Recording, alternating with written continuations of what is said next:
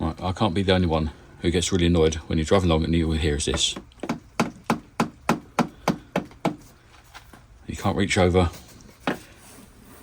to plug it in, so it just sits there rattling away.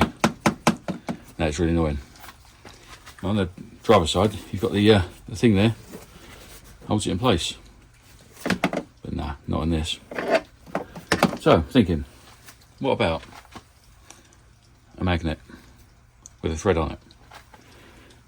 And just screw it into the little side panel there.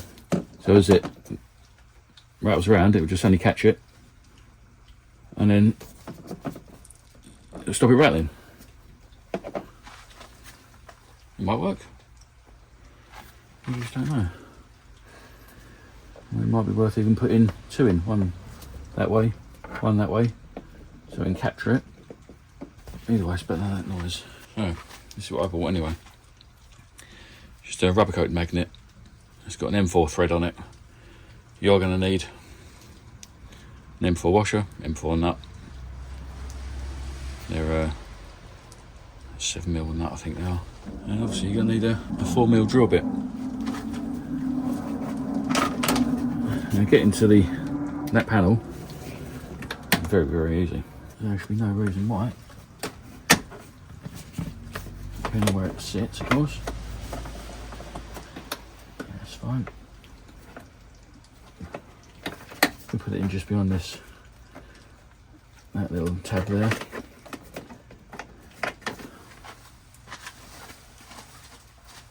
Right, with the seat all the way back, I'm assuming that's where you'd normally put it.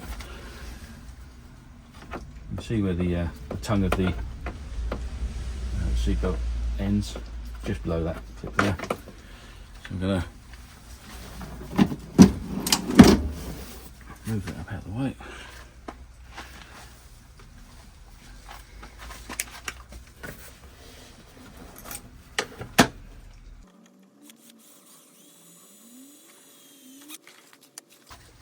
Right, unless you can get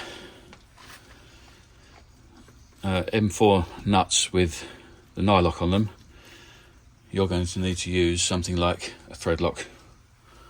It's like a glue stuff that you put on the thread, stop it coming undone.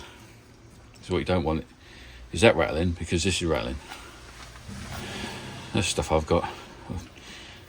All thread locks pretty much the same shit.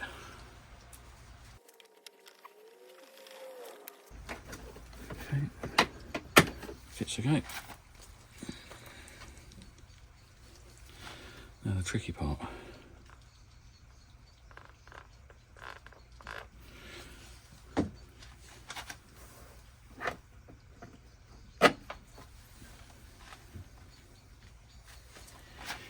Now I've got to try and get this tiny little washer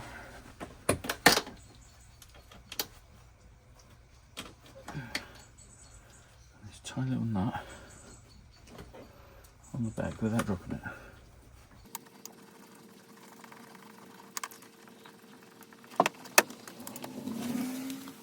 Right, that's put in. You can actually just spin it around with your fingers.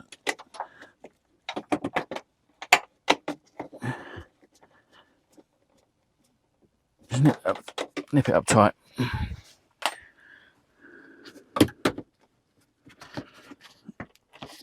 Now these little tabs get caught up underneath the rubber seal, so that should stop it rocking around. So when that's dropped back,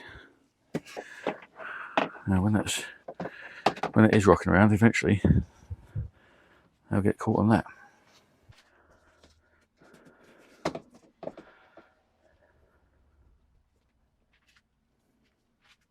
Sweet.